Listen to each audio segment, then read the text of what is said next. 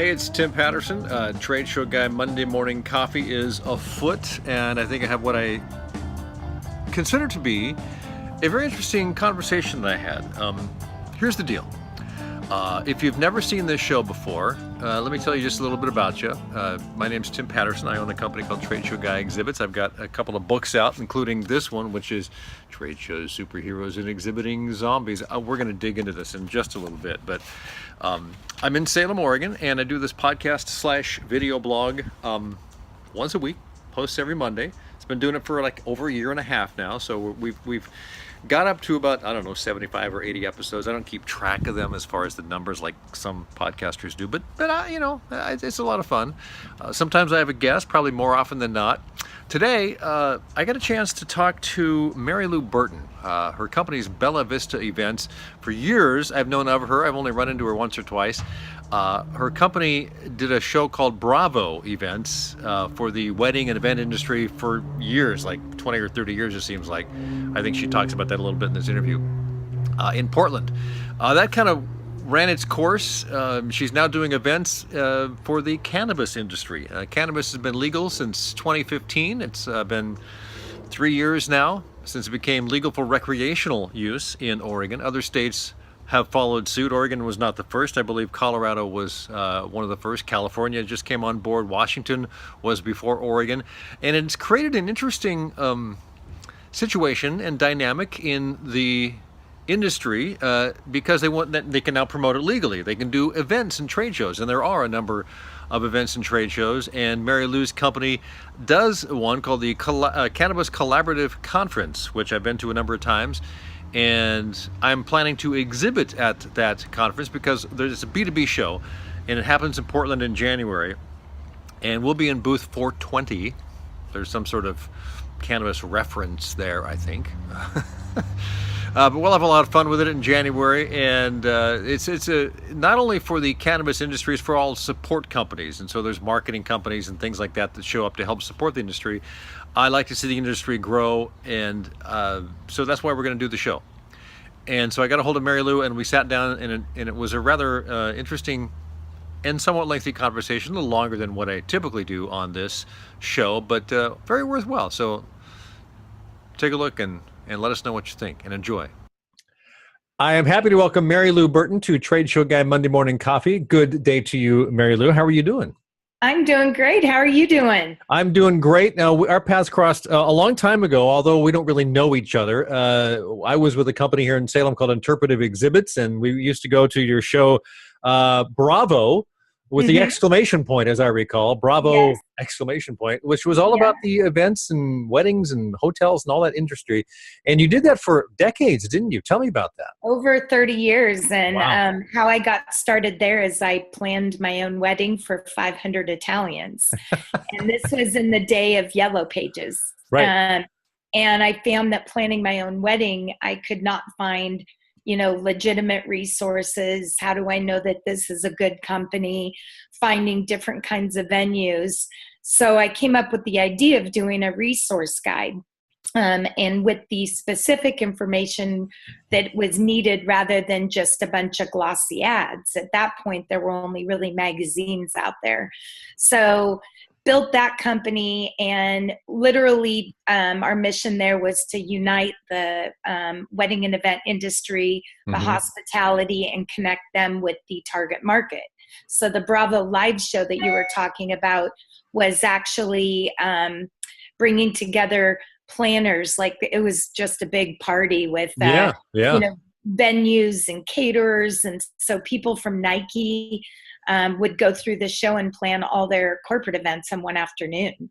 So basically for 30 years did that, and ran into a friend who, a high school friend or college friend that got into the cannabis industry. And I was very curious at the whole thing because I grew up Catholic and drugs are bad, and, didn't want my teenagers to do it. And really didn't know anything about it. So I was very, blind to it.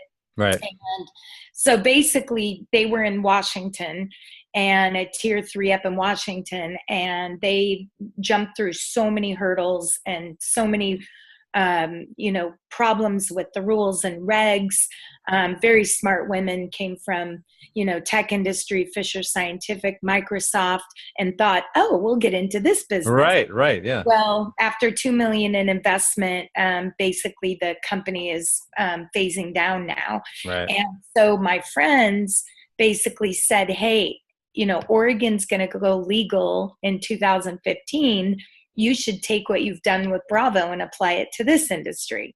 So being ADD, I was like, yeah, whatever. Yeah, that sounds fun. And then I spent time educating myself on why did it become illegal? What are the benefits of it? My mom had been very sick, and the amount of drugs that they were pumping her in, I learned that could have really helped her end a life, pain. And just the more I learned, the more excited I got about it. And of course, it's a budding industry. And I thought, man, I need to jump on this now. I'm going to use that term, by the way. I'm going to borrow that. We're blazing the trails. Blazing, yes. My other fun one is keep Oregon weed. Keep Oregon weed.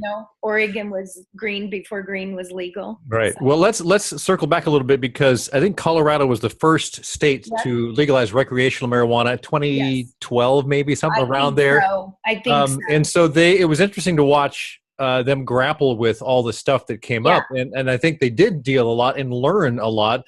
And they also realized, there are tax dollars to be made there. And that's kind of what got people's attention. That and the fact that, putting people in jail for just possession of something that grows by the side of the road, in a sense, it was not good, and it was not fair. I mean, my viewpoint has always been, alcohol gets you high, right? Marijuana gets you high. Why is alcohol legal and a social drug, and marijuana gets you in jail?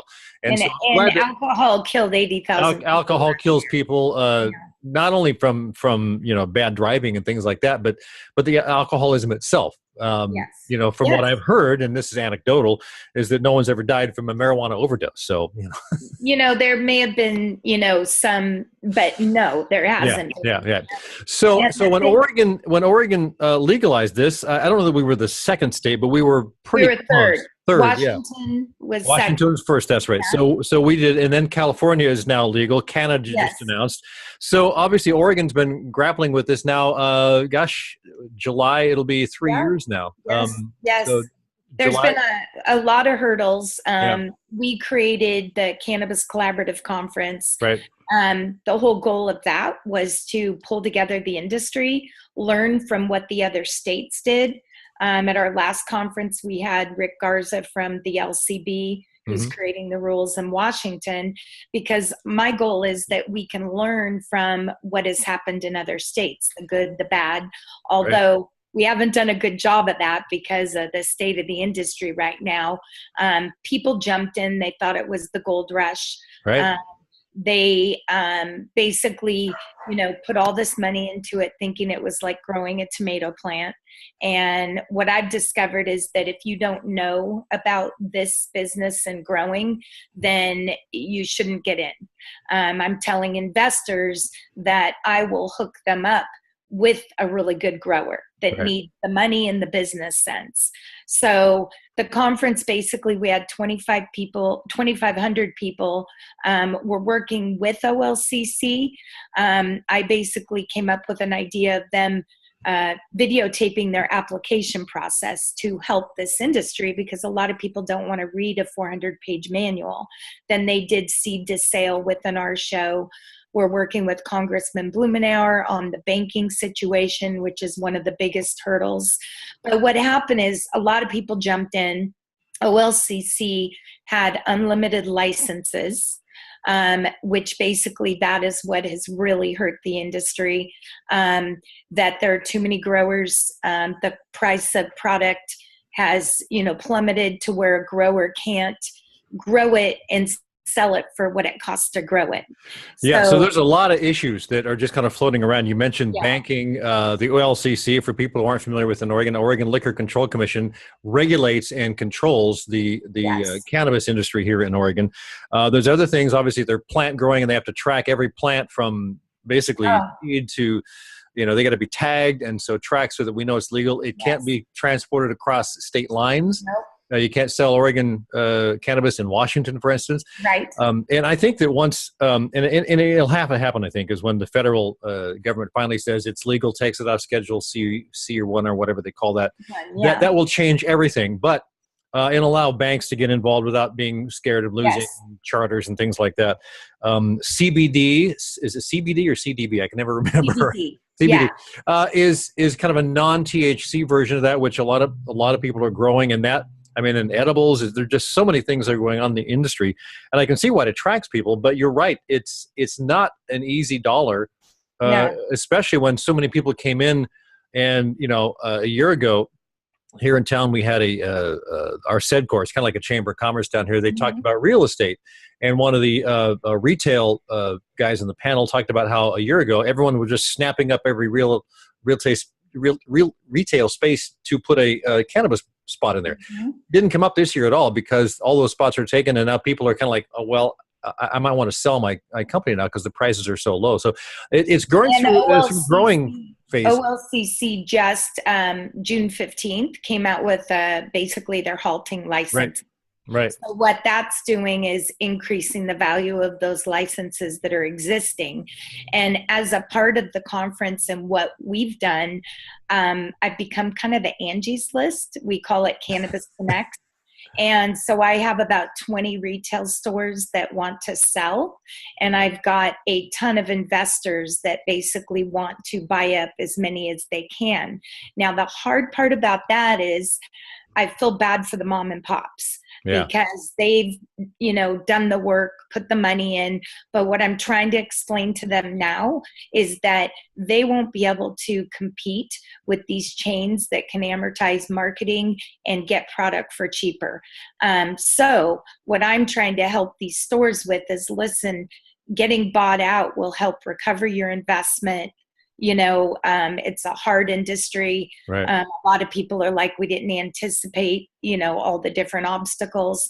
But so I'm trying to match make. At our last show, we had the investor speed dating lounge where people could meet with investors. A lot of that is private money, but you can see that there's a lot of big pharma coming in, especially for the CBD products. Right. So the Connects is helping the industry, at least, people to become strong, because what you said earlier about descheduling it, we have to be careful, because when that happens, big business will be all over this. And we'll be eaten alive.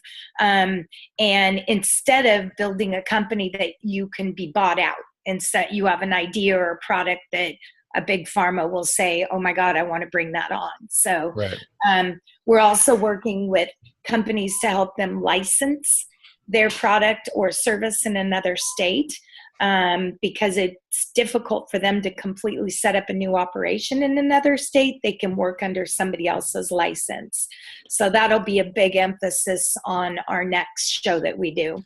And I think one of the things about when the federal government changes their laws around that, you're right, it will create another gold rush in a sense. But I think it also will open up the doors to a lot of research about what cannabis can and can't do, because a lot of that stuff is just not happening, or it's banned. There's no research money behind that, because it is a federally illegal drug at this point. And so that still has a lot of people in Oregon and Washington and California fearful. But during the Obama administration, they weren't prosecuting those types of things, and we're not sure what's going on right now because of what we can get political. But Jeff Sessions has said that he's against that stance, and so it's fraught with a lot of interesting things. Yeah, go ahead. The turn on that is when that announcement came out 2 weeks before my last show, Congressman Blumenauer got on the phone with us, and basically he said that Sessions actually helped us, because these people that were sitting on the fence, congressmen that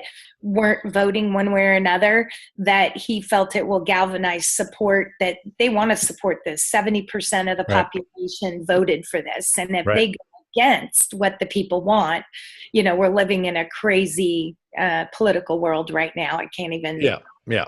But the cool part with all the crap going on is their focus is off cannabis, but they also see the tax dollars coming in. So They do. They do. And I it's don't see it interesting going because I'm away. sure with you being in the industry, you do talk to the politicians like Earl Blumenauer, Yep. who is very pro to make this work better with the laws and everything and banking. And there's just a lot of issues there. Let's talk about the show itself for a little bit before we wrap up. And that's the Cannabis Collaborative Conference. And you do this once a year, twice a year. Once a year in Okay. January. This year is the 24th and 25th.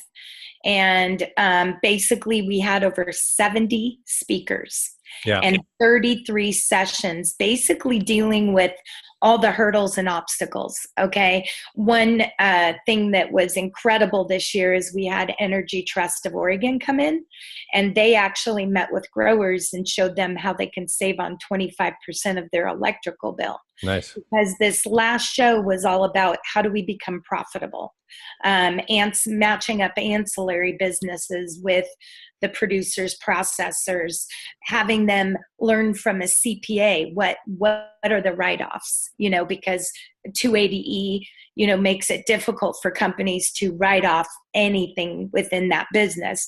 You brought up earlier real estate.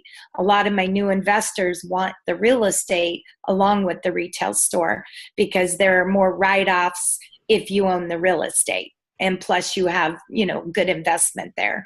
But it's jacking up the prices of real estate. So there's this, crazy, but it's been so exciting, but exhausting. I kind of call it dog years. My 4 years in it, I feel like feels like 25, huh? Yeah.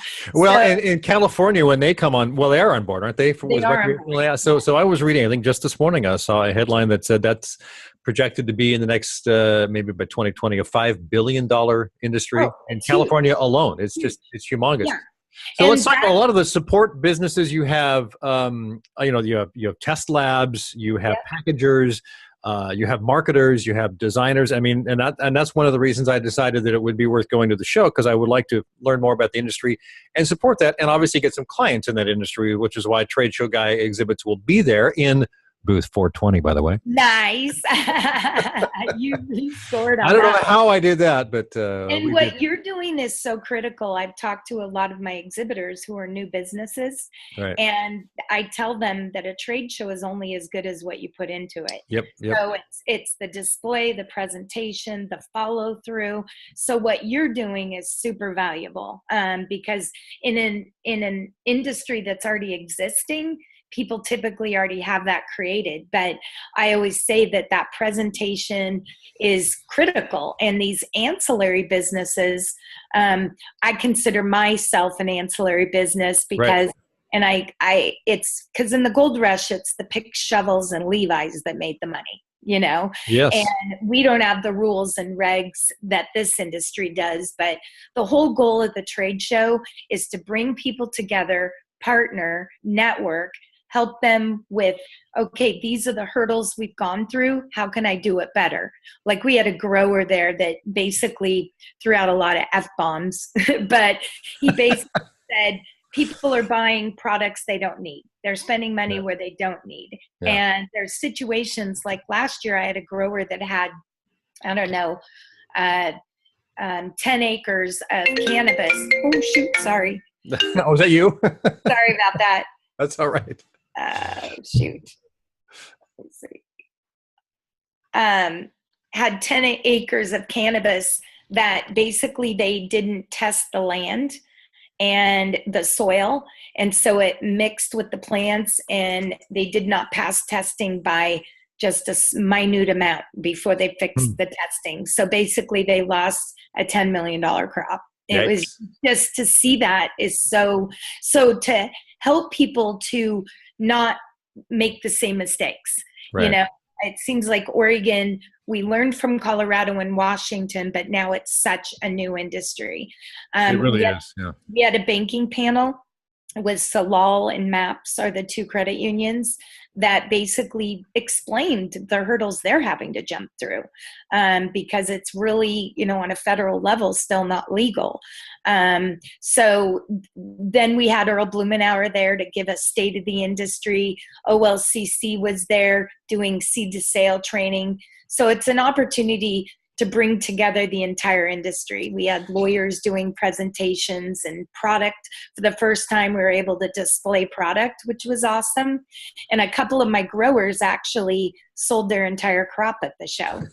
So, well, I guess what's interesting to me, just from an outsider for the longest time, is looking at what used to be an illegal industry underground. You're buying it from the guy down the street, or the 35-year-old driving by on the Stingray, Mm-hmm. Now you have government involved, and they're supporting it, and they're trying to make it work, and because it is now legal, and it's their job to make it work, and because it benefits them as well.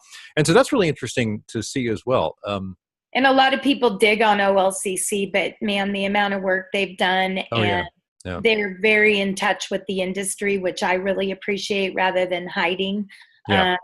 I think that, there are partners in this, and by them stopping the licenses, they are trying to be proactive on helping who is in the industry and helping them to become more profitable. Right. And I understand that one reason they stopped was because there was a backlog that they were just having a difficult time to deal with. And I have, 4 kids in school, and the amount of money that's going into the schools, I mean, that, we're solving. And then the big thing, there was a special on CNN with Sanjay Gupta. I invite everybody to watch these things, that opiate overdose is down 25% in the states that have legalized. Yes. That's a huge issue. Yeah, that's a huge issue. Yeah. And this, back to the CBD, I was on Lars Larson, and he, of course, said he liked his alcohol better than the weed. And I said, well, your drug killed 80,000 last year. But I told him and stories about this, and he still was very, Republican and conservative. And I appreciate that. But I was telling him about my 83-year-old neighbor who had debilitating back pain, and we put a transdermal patch on her. There's a new company, Synergy Skinworks, doing transdermal patches. So she calls me the next day and she says, listen, I'm old. All my friends are old. That patch worked great. Come pick us up on a bus, take us to the pot store, then the casino. So on the other end, Bravo, I work with the casinos, and they're like, oh, we'll pay for the buses. Yeah, right. So now we're doing senior education. And at the end of the interview with Lars, his phone and email blew up. That people want to know more. Exactly. And so his producer called back and said, okay, let's get some more interviews on. And there's not as much of a stigma on it, and that will continue to dissipate, in my opinion, of just the fact that, marijuana, and the people in the industry like to call it cannabis and not marijuana. Yeah. There was an interesting article I ran across on that. But, let's wrap this up here. I did run across a show. I mean, California's got a lot of shows going on. Yes. Obviously, you've got the Cannabis Collaborative Conference in Portland. Do you know of other shows in Oregon that you've heard of? There is one coming up, a science conference. Right. That's right. Yep. And that's in August. There's one that's called the Rad Expo that is mostly to connect bud tenders and retail stores. Right. And that's at the Oregon Convention Center, and I think it's October. But when I go through the websites and look at the exhibitors, on a typical trade show, you're going to recognize most of them because they're big names.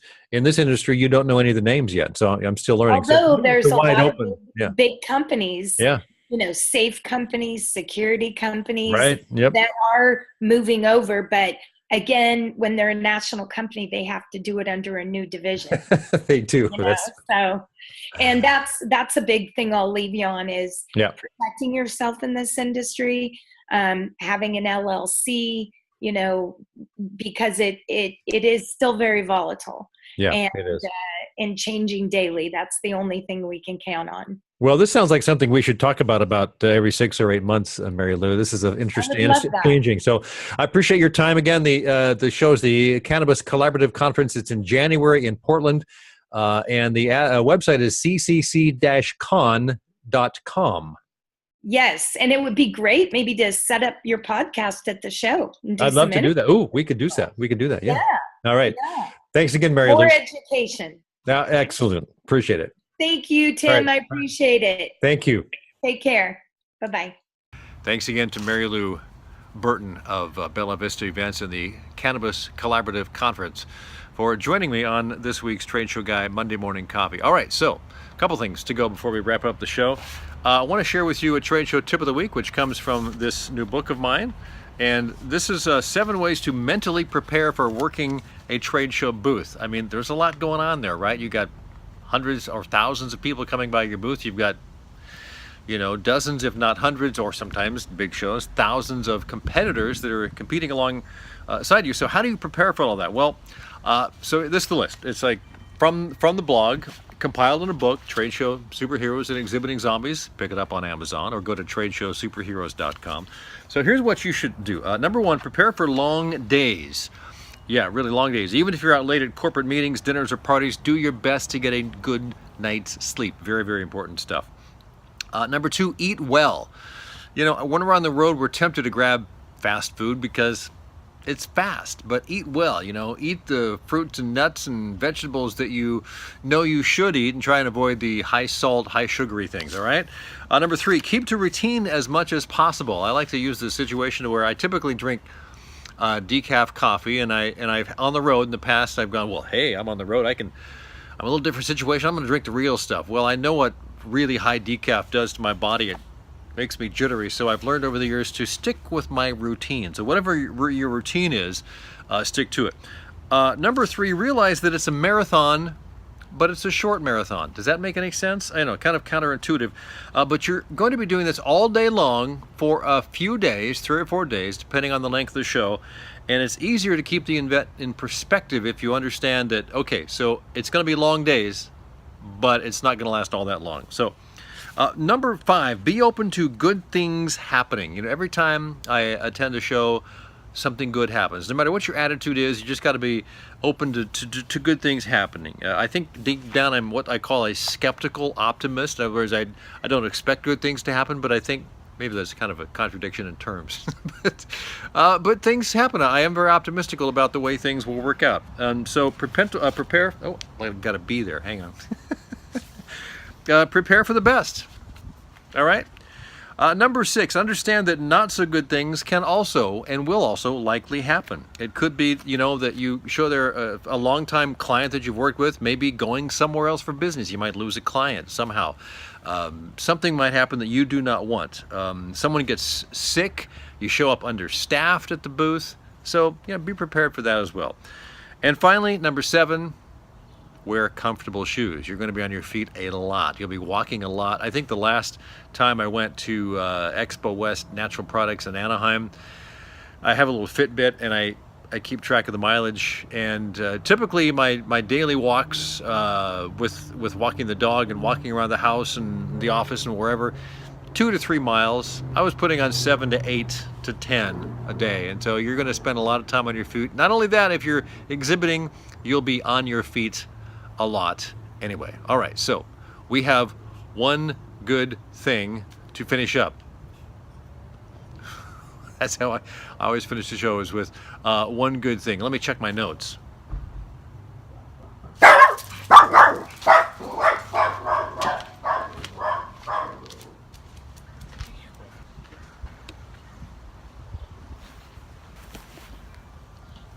Yeah, the one good thing is our new hammock. It's a camping hammock, but it strings up between these 2 trees in the backyard pretty nice. So